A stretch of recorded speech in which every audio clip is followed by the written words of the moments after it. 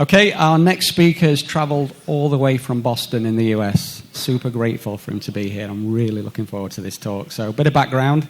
He's a senior inbound sales professor at HubSpot. He's been at HubSpot for over 7 years. So back in the early days when it was a small outfit. He produces educational content for the Inbound Academy, which I'm sure you've seen him all before. He's had over 2 million views just alone in the last 12 months with all his educational programs, which is really impressive. He's traveled again from Boston, and we're really lucky to have him today. So big hand together for Kyle. Clap your hands now.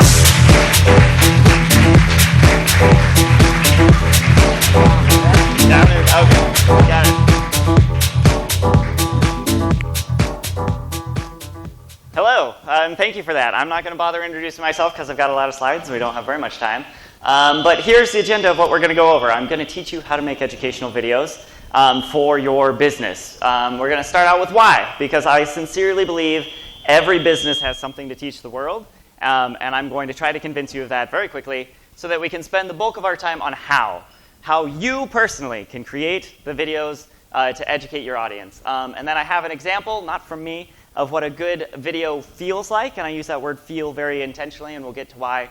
And then at the end, you're welcome to ask me whatever you want. So, why should you create educational videos? So if you are familiar with HubSpot at all, Hubspot Academy, you've seen this. If you're not, this probably looks like complete nonsense. So I'll give a quick overview. Yeah, rather than thinking of the buyer's journey linearly or of your business as a funnel, HubSpot is a big fan of cycles. Where you attract people to you, you engage with them in helpful, friendly ways, you give them products and solutions that delight them so much that then they go out and attract people to you. Your customers become an extension of your marketing and sales teams. And education can help fuel this cycle at every stage. So in the attract stage, if you're creating industry general education, that will attract people to you. That will set you up as an expert that will build trust so they will want to do business with you. In the engage stage, if you have bite-sized pieces of content that can help educate people during the sales process or after they become customers, that can also be very powerful in helping them move forward. And then in the delight stage, you can have longer form content, online courses and things that help people get value out of your product and grow and achieve success. And this long-form content is mostly what I do at Hubspot Academy. That's what HubSpot pays me to do. And I can tell you, this is pretty much infinitely scalable. We've been doing it for 10 years now at Hubspot Academy. We've got content in 6 languages. We award certifications, and there are 400,000 people who are currently actively certified in HubSpot courses. And we have more than 500 lessons in this custom LMS we've built inside our product. This is all really cool. This is not what I'm going to teach you to do today. This is not where you should try to begin. It took us 10 years to get here, and it's great to be here, but it's not the right place to start. As I mentioned, the job HubSpot actually pays me to do is to make these online courses. They're very high production value. They're carefully written and edited, and they look great, and they're inside the LMS, and we award certificates. But for fun, I just put off-the-cuff short videos on LinkedIn, and that has been working really well for me. And so my operating assumption is you don't need another job. You don't need more work. You don't need me to teach you to do that piece. But this little thing I do on the side in addition to my normal work that takes me like no time at all is extremely valuable too, and that is what I want to try to get you excited to try today. Because if you're going to create educational videos, the best metric of success is that they should be fun for you and helpful to your customers. And if they aren't both of those things, you're doing something wrong. If you aren't enjoying the content you're making, make some different content, do something else. And if it isn't helping your customers, then we've totally missed the mark on education altogether. So with that vision, with that hope, let's talk about how to do this. There's kind of roughly 3 phases you're going to go through as you are creating content. First, you got to figure out what it is you're going to be educating people on. And then you got to pick a format. We'll talk very briefly about that. And then you test and iterate. You post things that are maybe not good, and you get feedback, and you figure out how to make them better until you figure out what fits, what sticks, and what actually helps your customers. So this first part, identifying topics. There's a few ways to do this, but I think the most basic and best place to start is just what questions your customers currently have. If you are a salesperson, or if you're in service, or if you know a salesperson or someone who is in service, you can ask them, what are the questions you're answering over and over on a daily basis? What are the same things that keep coming up? They will be able to give you a list. Or, I stole this last bit from Marcus Sheridan's great book, They Ask You Answer. There are some questions just everybody wants answered about the companies they work with. What is your product? How much does it cost? What might go wrong with it? And if you don't have some canonical list of questions to start with, you can start with these. Each of these can be a short video that you create and post somewhere, and then start getting feedback on and iterating on until you figure out what it is that actually adds value to your customers. So when you identify these topics, there's kind of broadly 2 buckets they will fall into, kind of 2 categories of educational content you might create. What I call industry education isn't about your product or your company at all. It's something about the world that people need to understand. It's the context that your product and company fits into. And if you can help people understand their space better, help them understand the way the world operates, that is going to be great. So Hubspot Academy does this a lot. We have the inbound certification, which goes deep into the flywheel stuff I was just talking about. We have our YouTube channels to give mostly tips to marketers. And then we have blogs, which talk to marketers and salespeople and service folks to help them accomplish what they're trying to do in their jobs. This industry education is fantastic for lead acquisition. We get a lot of people coming to HubSpot through our blogs and through our Academy content because they're just trying to figure out how to do their job better. And we build trust with them, we help them succeed, and then at a certain point they realize, oh hey, since I'm doing marketing stuff, since I'm doing sales stuff, maybe this HubSpot software will help. The second category is product education, and even here, the point isn't just to talk about your product. The point is to help people achieve their goals and understand how your product or service or whatever you do will help them get there. So at HubSpot, we have software certifications. My own LinkedIn videos that I mentioned fall into this category.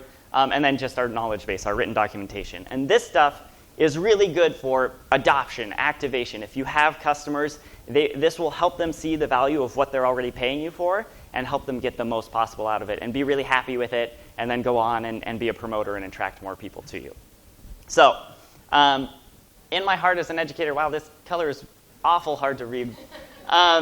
I have activities. We don't really have time to do activities. I believe this deck will be shared with you afterward. If it isn't, for any reason, reach out to me. But I'd love for you to just take even 10 seconds and ponder on what are the things you personally could educate people on. What could you just record a quick video if you want to jot down some notes or just take some mental notes. When these slides come up on the left, you have some prompts. On the right, you have how I would answer this if I was doing it myself. So just think about what's the industry stuff or what's the product stuff that you could educate the world about if you were going to make a video, okay? And it can be sort of nebulous. We'll work it.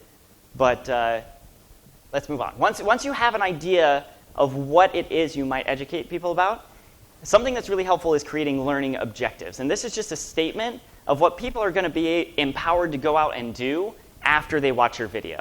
And for the formal HubSpot Academy content, we have a learning objective behind every single one of our videos, and it always follows the same format of the learner will be able to blank. And the first word in that blank is always a verb this is called Bloom's taxonomy. We didn't make it up. It's very popular in instructional design spaces. But this is kind of a hierarchy of verbs. On the left side, you have knowing and understanding things, which is at a very basic level what education does. But what you really want your videos to do is encourage people to go take some action, right? And so if you can help them apply or analyze or evaluate or create, if you can give them confidence that they can go do something based on what you've just taught them in that video, that's going to be great. So here are some real examples. This is what learning objectives inside HubSpot Academy look like in the background. This is for a lesson that I'm going to be publishing sometime next week, teaching people how to create a quoting process in Sales Hub, which is HubSpot's sales tools. And we have this kind of high-level objective stem. The learner will be able to create a quoting process. But then each of these bullet points is a video. There are 3 videos in this lesson. And in order to teach people how to create a quoting process, I have a video to teach them how to create a product library. I have a video to teach them how to customize quote templates. I have a video teaching them how to implement restrictions and rules inside of Sales Hub. So for each of those videos, I'm super focused on teaching one thing. And all together, they teach this top-level thing. So that's a really formal way. And if you do go into long-form content, I recommend doing something like this.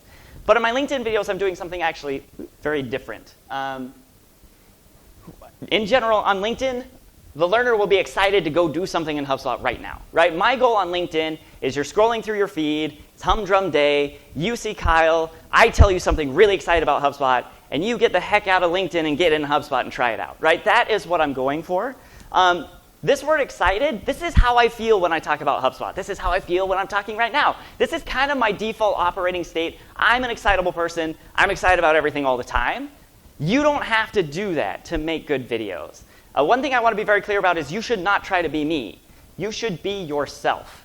And I really loved what Kirsty said about confidence being more of you. I'll talk about that more a little bit. I also love what Oscar Wilde said, be yourself, everyone else is taken, right? And honestly, this emotion here, excited, that comes naturally to me. That might not come naturally to you, and that's fine, because there are a lot of other emotions we as humans experience and exude and help people feel. I don't know what the Junto Institute is, but they made this really cool graphic of emotions. And notice at the top, there's fear, anger, and sadness. Let's avoid those in our videos. And let's focus more on love, joy, surprise, right? And any one of these would be awesome. If you can help people feel peaceful and relieved and confident about using your product, or if you can help them feel awestruck, how awesome would that be, right? Like, I'm down here in the enthusiastic, excited, that's me. But if you can make people feel any of these things, that would be a very compelling video. One thing I want to say, though, is that your intuitions about the emotions you make other people feel might not actually be very good. I really encourage you to ask a colleague or a customer how working with you makes them feel.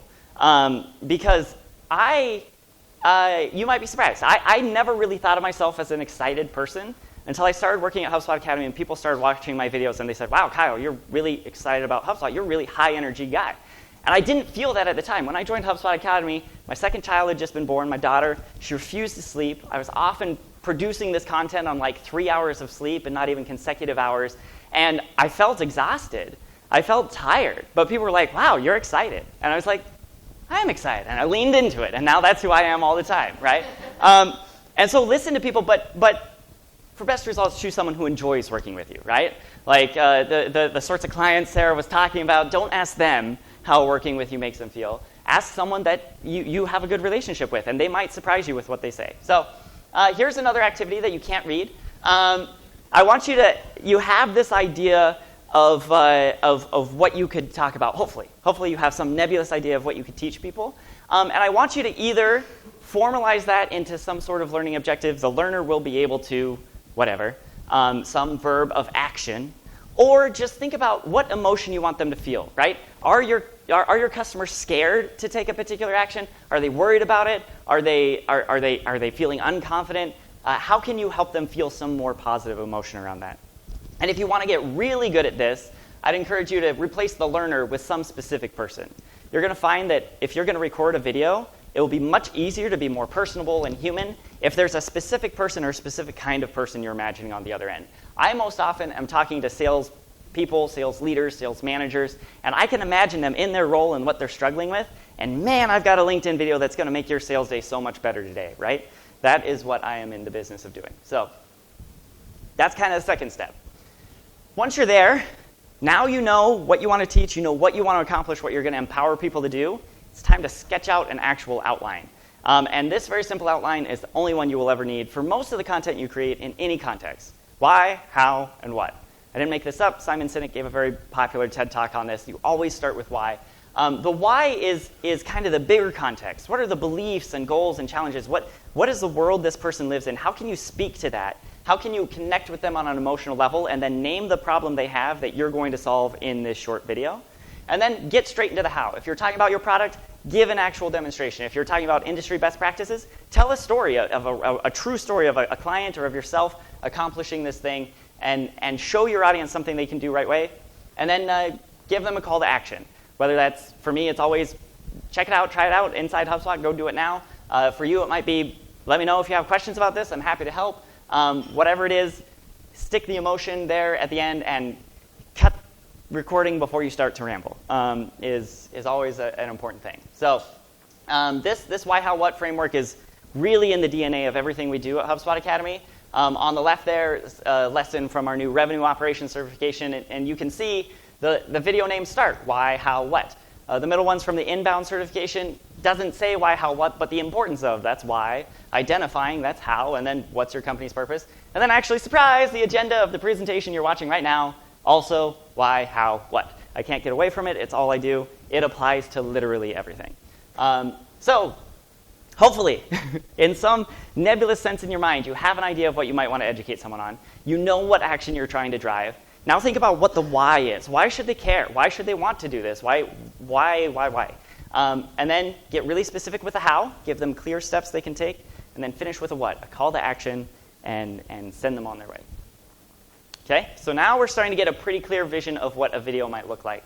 But before you start, before you record it, I encourage you, not right this second, but before you record a video to look out into the world and figure out the context your video is going to be in. When I was first hired at Hubspot Academy, I was tasked with creating some education around HubSpot's new CRM system, because it was new at that point. And so the first thing I did was I went and looked at the dozens of CRMs that were out on the market and the training videos they had, and watched as many as I could get my hands on. And wow, most of them were awful. Right? They were long, they were boring, they didn't answer any of the questions I actually had about their systems. I saw one where it was a screen recording, but it just sat on the login screen for the full 2-minute video, which was really actually about the importance of a strong password. Right? They seemed to not have a clear vision of what they were talking about, and that set the bar pretty low for me. For you in your industry, you might look around and realize, wow, there's actually really good education already. I don't want to duplicate any of this, but you can look for gaps. And I really believe, as I said before, your company has some unique value. Right? You are an expert in something. And there is a gap in there that you can fill in, because if there wasn't, your company wouldn't get to exist. So whatever your special expertise is, that value you add to the market, make education around that. And then I also encourage you to just look broadly. There's so much fantastic education on the internet that has nothing to do with any industry, or specifically our industry. Here on the right, if you get this deck, these are links to some trainings I really like. One is a YouTube video about working in Adobe Illustrator, which I have no graphic design experience at all. This is not an area I typically feel any confidence, but that feeling of confidence comes to me when I watch this video. I think, wow, I can make something in Illustrator. That's awesome, right? Here's a tutorial on playing Carol of the Bells on the piano. Again, not a thing I would normally feel confident doing, but I watched this video and I realized, like, oh, if I can just be patient and have perseverance, I bet I could actually play this song. Then the bottom one is a TED Talk, a guy teaching you how to draw basic cartoons. And his thesis is anyone can learn to draw and can actually draw right now today if you keep it simple. And that makes me feel really optimistic, right? So none of these, again, are making you feel excitement, right? That's a me thing. That's not an everyone thing. You figure out how it is you want to make people feel, and then figure out how to go do that. So again, just at some point, jot down some of your competitors, some other people in your space who might be making education. Go see if they actually are. Go see if it's any good. Go see where there are gaps that you can fill in. And then also just look for inspiration from people who are actually good at education. Skillshare, TED Talks, whatever it may be, whatever it is that inspires you and makes you come to life, watch that and get all full of it, and then go make something awesome. So kind of the last point I want to make is keep it simple. These videos you make, keep them short. In fact, it's harder to make a short video than a long video. And if you force yourself to stay in the 1 to 2 minute range, you'll find you'll have to get hyper-focused on those learning objectives, on the things you actually want to teach people. Whereas if you give yourself the freedom to talk for 10 or 15 minutes, you're going to ramble all over the place and you're going to lose people. So focus on just one particular thing you want to teach people. So if in the context of what we've already talked about, if you have an idea of what you would want to make some education around, how can you make it smaller? How can you make it more specific? How can you get super focused? How can you turn that one video idea you had into 5 different videos that are much shorter? And just make your first video as short and clear as possible. So now we've finished that first step. We've identified topics. We have some sense of what this video is going to look like. We've done some research. We're ready to record. Now it's time to make a video. And here, again, I really want to encourage you to keep things simple. Production value is a place you can invest a huge amount of money and a huge amount of time, and HubSpot Academy has done that. But honestly, I don't know that our ability to educate people is greatly increased by the amount of money we spend and the amount of time we spend on making it look pretty. You only need 3 things to make a video: a camera, a mic, and some way to demonstrate your product if you're talking about your product. Camera is easy. Most of you in your pocket right now have a camera that's better than the one Steven Spielberg used to film Jaws. You can make a video. And if you don't have one in your pocket, you probably have a webcam on your computer or your colleague does. Just set up a camera somewhere and record. The mic is the one area that you might want to spend some money. If people can't understand what you're saying, then the value of the video goes completely away. But honestly, the built-in mic on your phone or the built-in mic in your computer is going to be a fine place to start, especially as you're finding your feet. Your first few videos aren't going to win you any Oscars, right? You just got to get them out there, get some feedback, see if they're driving the action you're hoping they will, and then you can start working on making them nicer. A way to demonstrate your product might be the hard part, the one you actually have to think about. If you're in software, you'll need to do some sort of screen recording. Thankfully, there are a lot of free ways to do that.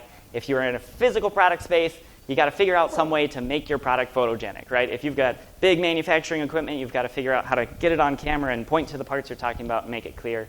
That will take a little bit of thought, but you can do it. You are the expert in your product. You can figure out how to translate it onto video.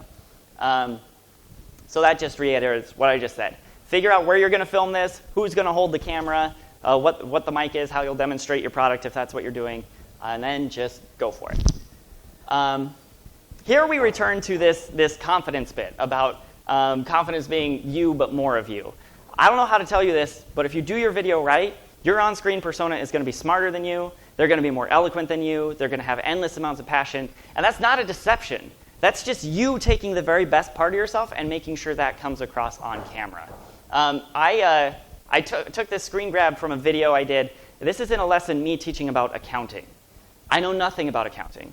I was researching revenue operations, and I learned that revenue operations people need to know the basics of accounting, and most of them do not. And I was like, great, I also don't know the basics of accounting. And so I went out and learned it. I took a couple of online courses. I read everything I could get my hands on. I talked to some accountants at HubSpot, and I pulled together my notes into a carefully scripted lesson on the basics of accounting, and then I read it from a teleprompter, and off I went, right? And that is a really high-quality lesson about the basics of accounting, but if you ask me today, 8 months later, to tell you anything about accounting, I have forgotten it all. So all you need to make a really good video is expertise, passion, and clarity. And if you don't have expertise, that's the easy one to make up. You can research. You can bring on a guest star and interview them. Whatever it takes to be an expert and credible, you can do that before you start rolling so that your video will just be pristine. Clarity is the one that takes practice. And that's another reason I encourage you to keep the video short. The more space you give yourself, essentially the more rope you give to hang yourself with. You've got to be focused and keep it short and clear. So make your videos and share them with people and get their feedback, and especially people in your target audience, right? Your customers or prospects or whoever that you're trying to help. Share the video with them, ask them if it's actually helpful, and they will tell you, no, you lost me at this part, or oh, it was too long, or I did not understand that word you used, and then your next video can be better. Passion is the one thing I can't help you with. If you don't have it, choose a different topic. If you don't feel passionate about the thing you're about to make a video about, that will absolutely come across, and then the emotion you'll be giving your audience is apathy, which is the worst one. So here again, just think about what level of expertise you would need to cover whatever topic you're thinking of covering, and if you lack any expertise there, do some research or partner with somebody or something to bring the expertise up. Clarity is just going to come from practice. Rehearse, rehearse, rehearse, and then hit record. And then passion, just make sure you are talking about something you actually care about. Channels. I was just talking to Chris. He's going to talk about this a little more. This is like a half-baked slide. There are so many places you can put a video today, right? You can put it on your website. You can put it on YouTube. You can put it on TikTok. You can put it on Instagram. You can put it on... I use LinkedIn. LinkedIn is great if you already have a network built. If you don't, you're just kind of putting videos into the void. One thing I also really like about LinkedIn is it's timely. The videos come up in people's feed, and then they disappear. Most of the things I post to LinkedIn are product announcements. Hey, HubSpot has this new feature. You should try it out. And so I really don't care if that video disappears after a couple weeks. But if you're answering industry questions, things that will be true not just today, but a year from now, YouTube might be the better place. It's like the second biggest search engine on the planet. You're going to get a lot of eyeballs there, and that video will just be there and findable forever. Your website could be good if your website is doing well. Email could work. Lots of things could work. But just kind of figure out the channel that'll work best for you. Try it out. If it doesn't work, maybe try a different one. So yeah, try different channels. So that is video production basics. That's really all you need to know to get started. Don't let it be a hurdle to you, because what you're going to do now is you're going to create your video, you're going to post it somewhere, and you're going to see if it works. And make sure you have channels to collect feedback, either metrics you're looking at, how many plays, how many shares, whatever it is. Comments on LinkedIn is one I really like. Is make sure you're getting actual word-based feedback. The very first course I ever made for HubSpot I mentioned is teaching people how to use our CRM. It's called the HubSpot Sales Software Certification. We had a survey in it so people could give feedback. And this is some of the actual feedback we got. And some of it is in conflict with itself, right? Talk faster, talk slower. I can't do both. But now we host our videos on Vidyard, and we have speed control, and people can choose for themselves if I'm going to talk faster or slower. Cover more topics, make it shorter. That one felt like it was in conflict, but the more I thought about it, I realized it wasn't. I was talking very much about here's feature A, here's feature B, here's feature C, and that takes a long time. Whereas if you could say, here's a goal you might have, and here's how you can combine feature A, B, and C together to accomplish that goal, now you're covering a lot more in a lot less space. But that's where iteration comes in, right? In the first version, I just had to cover the features, and then I realized people wanted it shorter and they wanted it deeper, and so I iterated my way there. We're now on version 3 of this certification. One thing I really want to encourage you to do when you're listening to feedback is don't listen to these people. This is one of my most popular LinkedIn videos ever. It was from a few months ago, and this guy reshared it with his network as an example of what not to do on the internet, right? He calls me irritating, amateurish, and embarrassing. And like, honestly, despite the fact that I'm doing really well on LinkedIn, this almost made me quit. And it still hurts. I'm putting it up here as therapy. I'm working through it, you guys. But it's just like, the wrong people saying the wrong thing will make you want to call it off forever. And you can't listen to these folks, right? 99% of people are nice. The 1% are out there on the internet, right? And they're leaving comments. And so don't listen to this feedback. The feedback that is helpful, the feedback that says, make it shorter, talk about this other thing you forgot about to talk about, that's what you want to listen to. The people who are like, this is trash, are wrong. They are just wrong, and you should not listen to them, and you should not save their comments unless you're going to put it on a slide. So think about what feedback will look like for you. Depending on what channel you're using, there are different metrics available to you, or maybe a lack of metrics available to you. Depending on where you're posting it, you may be able to get comments. If not, how can you reach out to people and get actual feedback? Your videos are only going to get better if you can talk to the people that they're for and hear whether or not it's helping. And so I encourage you from the get-go to think about that. And as time goes on, get better and better at collecting and actioning that feedback. So those are the steps. In my mind, I know I just said a lot of words and a lot of things, but basically if you can pick a topic, turn on a camera, and then post it somewhere and iterate, you're going to do fine. If you are passionate about the things you're teaching people, if you know things that the world needs to know, get it out there, and it'll be great. So now, let's look at what a video feels like, a good video feels like. Remember, we looked at the wheel. There are lots of different emotions people can feel.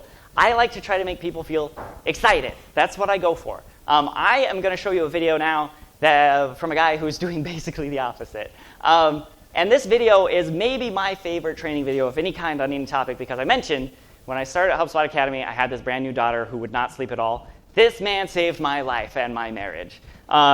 So the audio will work. Let's just watch it, and then we'll talk about it a little bit.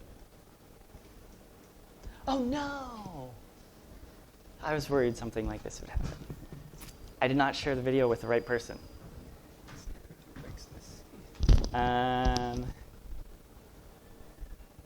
Introducing the first ever all Google phone with Google Tensor, the first Google chip.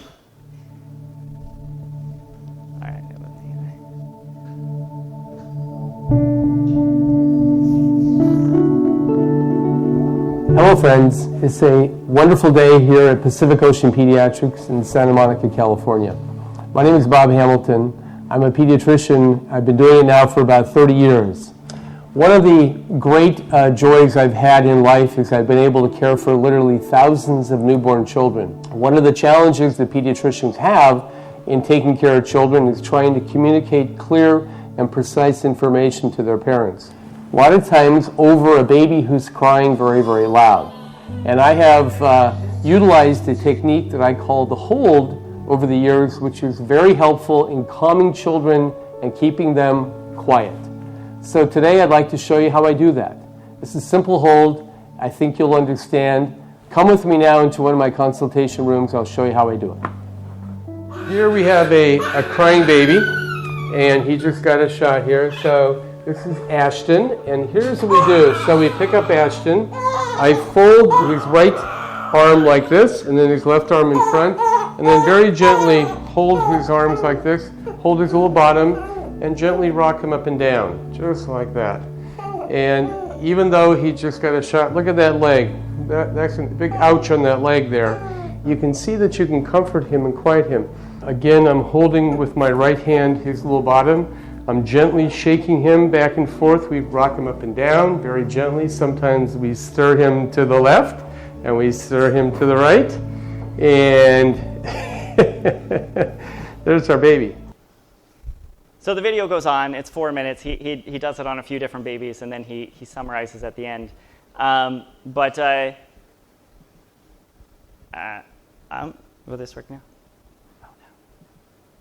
Haha, okay. So, after watching that, do you trust Dr. Hamilton as an expert in calming babies? Do you feel like maybe you could calm a crying baby if there was one in the room right now?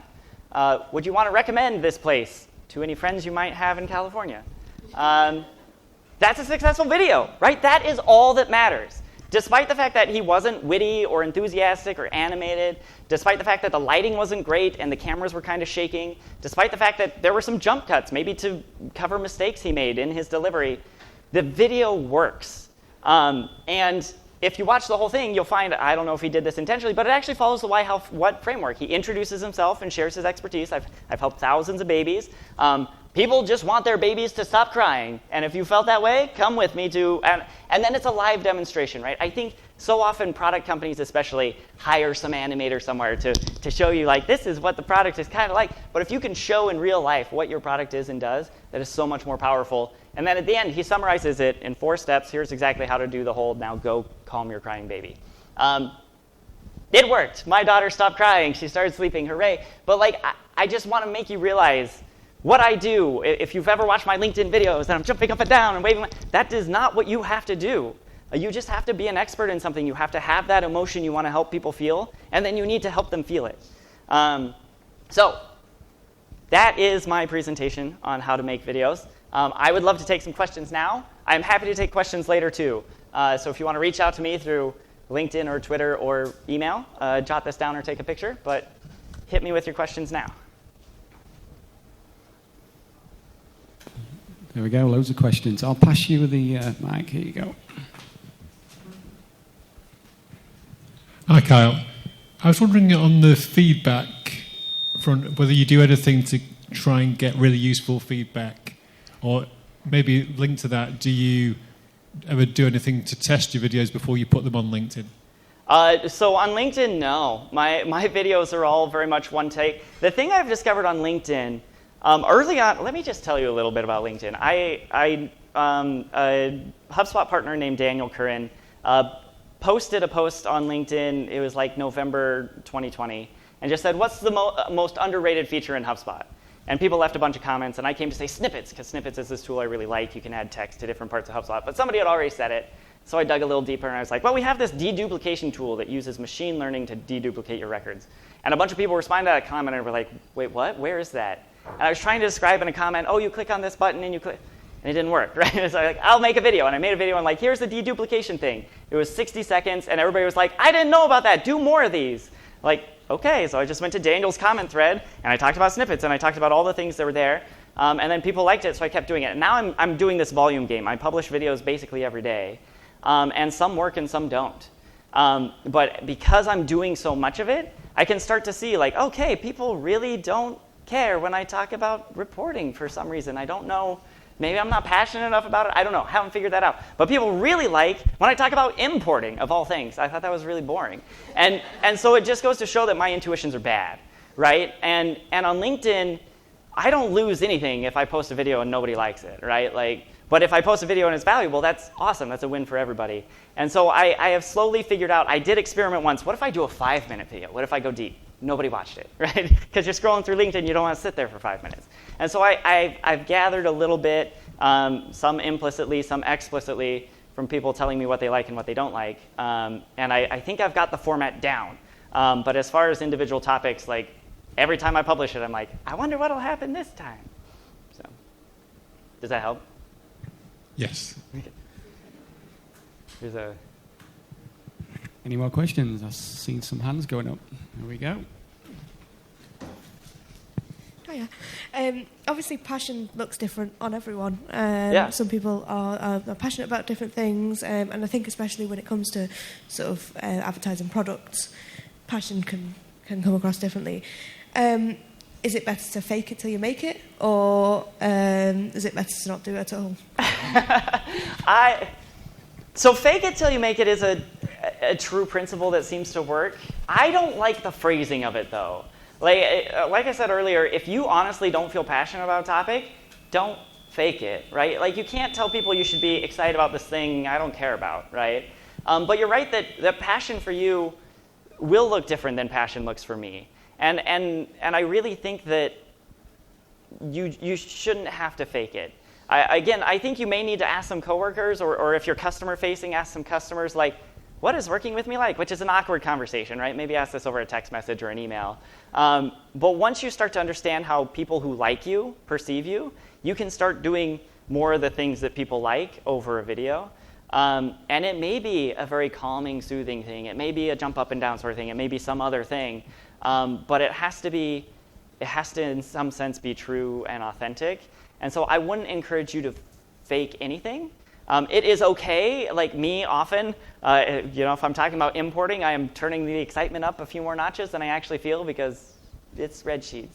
But I know it's going to make a difference for people, right? I know the update I'm talking about is going to make that person who's struggling with spreadsheets, their job's going to be so much easier now, and that's what I'm excited for, right? So finding that thing that you honestly feel about is what I would say. But if you honestly feel like, I am faking this, none of this is real, then now you've gone off into the weeds and need to find your way back to the path.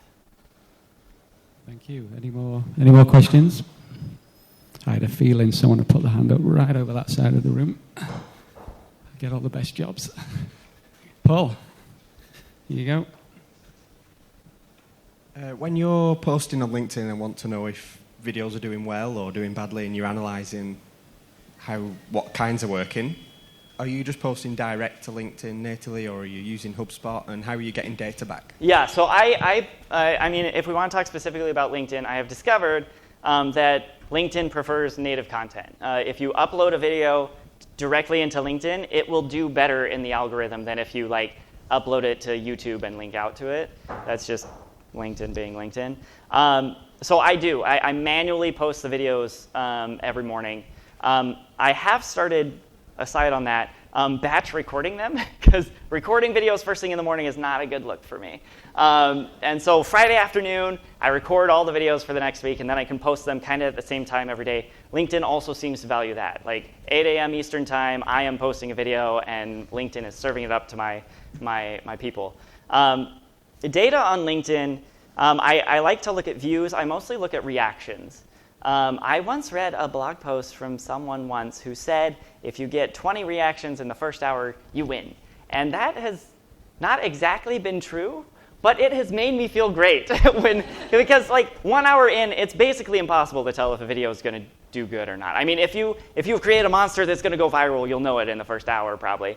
But to just have some little benchmarks like, I've gotten a couple comments and a few reactions, people have noticed I posted that feels good. Usually a day or two after, I will look and see how they go.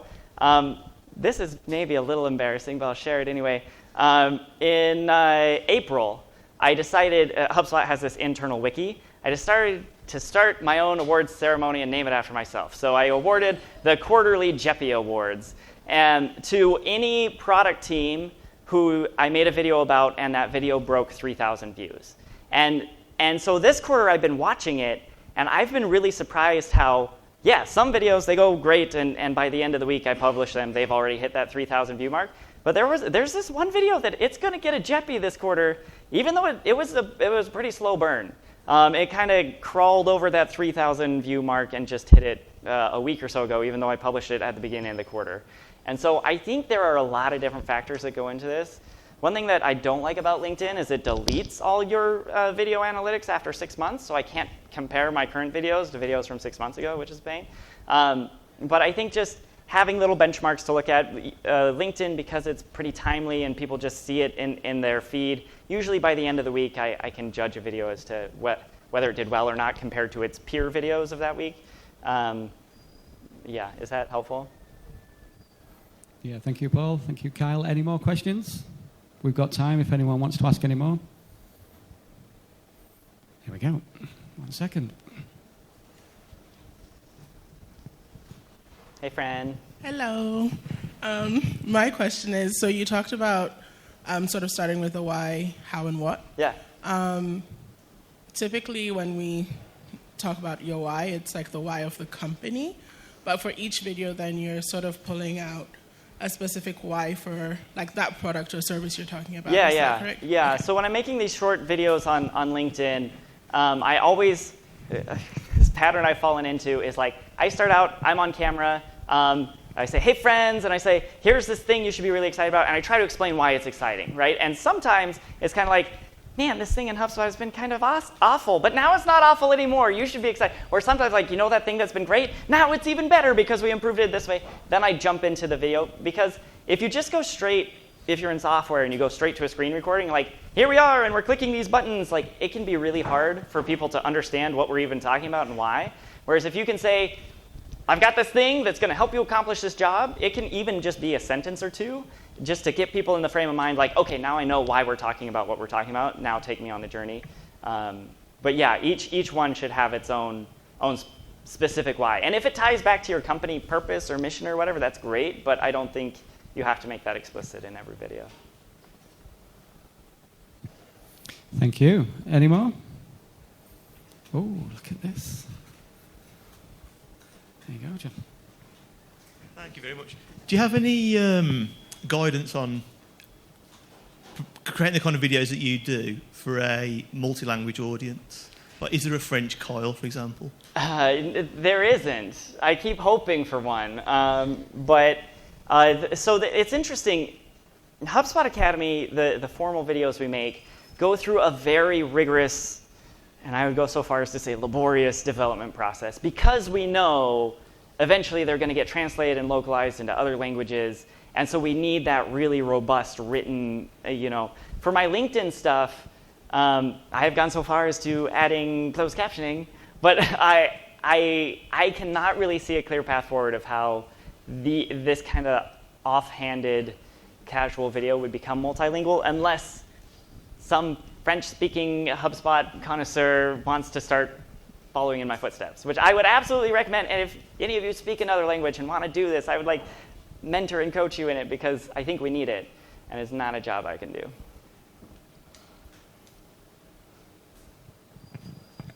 Thank you, John. I'm sure I've seen another hand. There we go. Hi, Kyle. Everybody needs a Kyle. Everybody needs a Kyle. And do you know what? For my business, we're really trying to do a bit more video, and I hate it.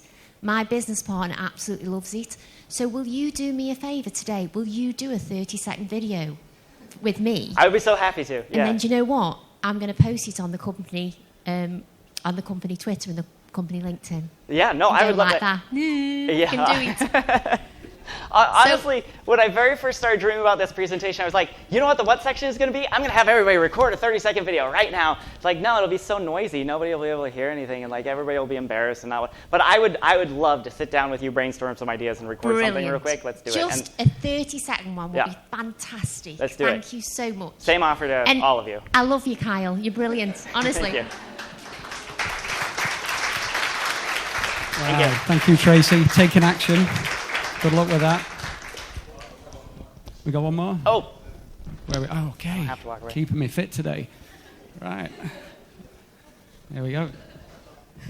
That was a lack of confidence. I was doing a half hand.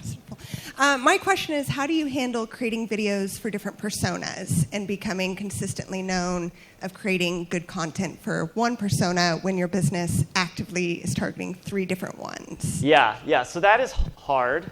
My job at HubSpot Academy, these Academy videos I make, I only talk about Sales Hub. I only talk to salespeople. If I'm feeling real diverse, I will separate salespeople from sales managers. But that is all I talk about is sales.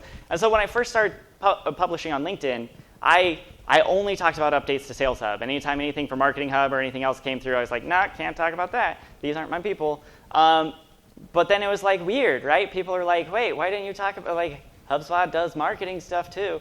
And so I have started talking about it, and now I conceive of my audience as just HubSpot enthusiasts, right? I don't really care what department you work in, what your job is. If you're just a person who is interested in what's new in HubSpot, Like, come hang out with me and we can talk so long, right? And so that is the nature of my videos. Because I talk so much about product updates, I am able to talk to this broad HubSpot user audience, because I think people who even aren't using that particular tool or don't even have access to it based on their description are still like, oh yeah, HubSpot's always developing stuff. That's great, right?